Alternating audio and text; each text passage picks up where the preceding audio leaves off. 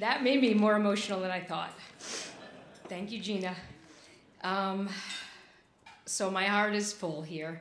I'm at the place that I love so much with the people who I love and admire.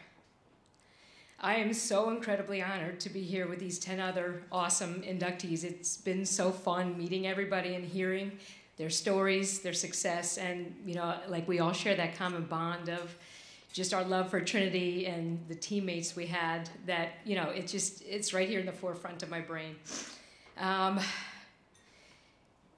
So 25 years ago, as Dr. Berger Sweeney put it in her 2019 commencement address, which I read in the Trinity Reporter, by the way, I read all those, I was given what she called the gift of a Trinity education. My time at Trinity was spent between earning a degree in neuroscience, which I never thought I'd have in common with President Berger Sweeney, but I do.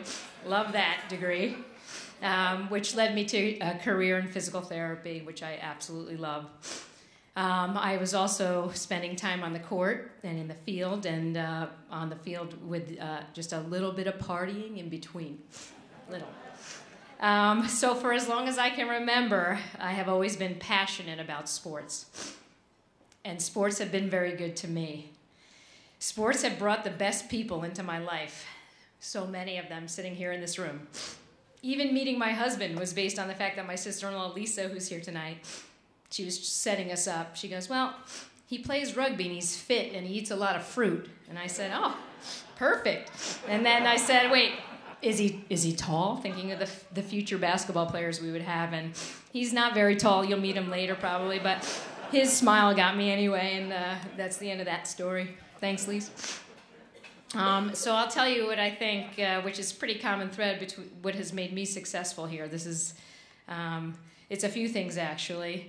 Number one, it's in the genes, thanks to my mom and dad, who I always said was up in the upper grandstand up in heaven from the time I was an 8th grader, actually, but I know he was always with me.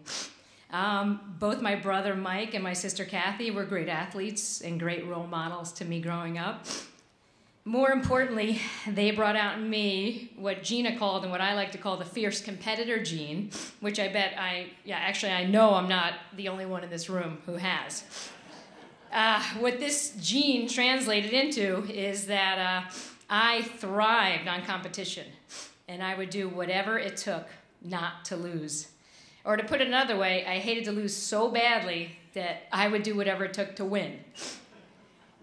The only problem with this gene right about now is that I think mine is defective and there's no shutoff valve. I'm not very fun at the family barbecues because I always want to win. Patty, can, jam, right? And cornhole, I can't lose at those games.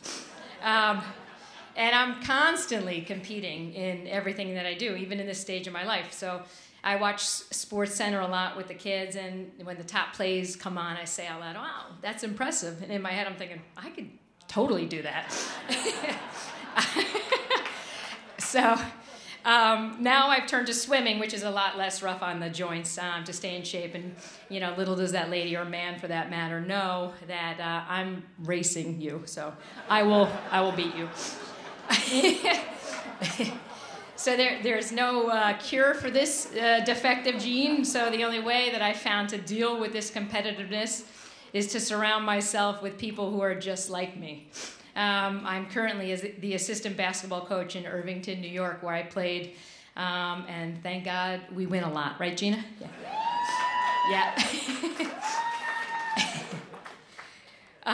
So it's hard for me to put into words how thankful I am for my coaches. I even invited my little grade school coach. He couldn't be here because he was watching his granddaughter play.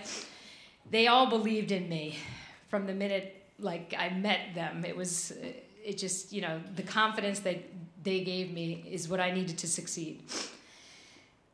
I can remember my basketball coaches here at Trinity. At the time, it was Maureen Pine, who couldn't be here tonight, and Dan Smith, who was our assistant coach. And they said to me, the team goes as you go.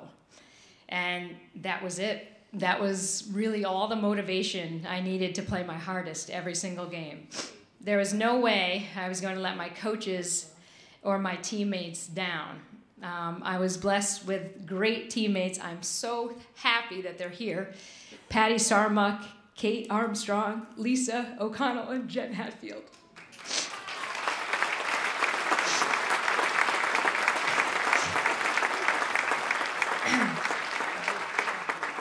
So they played their hardest. They hated to lose as much as I did, and thank God they passed me the ball a lot. I cannot thank them enough, and I wouldn't be standing up here tonight if it weren't for them. The second key to my success was that I have always and will continue to be easily inspired. I see and I want to do. This is not just limited to sports, by the way. My sister and I, we saw Hamilton on Broadway a couple weeks ago, and I thought I was going to give up my career as a physical therapist and pick up a little acting. So it's the 92-year-old woman who's still swimming laps at the pool. It's the girls that I help coach, 2 of which are here. 2 former players are here. They followed me up here, and I can't thank them enough either. Close your ears, hon. It's Tom Brady at age 42, still getting it done. I know he's a Jets fan, so I plugged those in. And then probably my biggest inspiration is the lady I coach with who was on the screen up here. Her name is Gina Marr. She has 6 New York State basketball titles.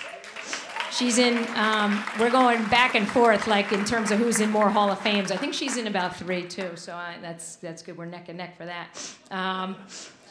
It's my own 3 kids, Abby, Jake, and Lucas, who inspire me every day.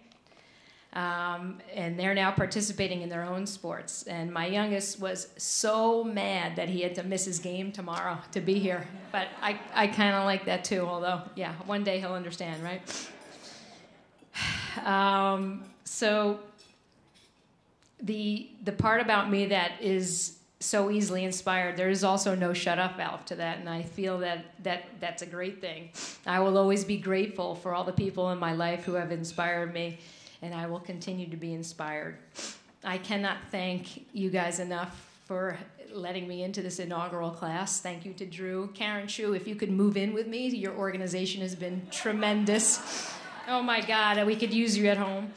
And to the committee. And I'm so proud and so honored. And I just wanted to end by saying good luck to all the bands tomorrow. Let's bring it home. Thank you very much.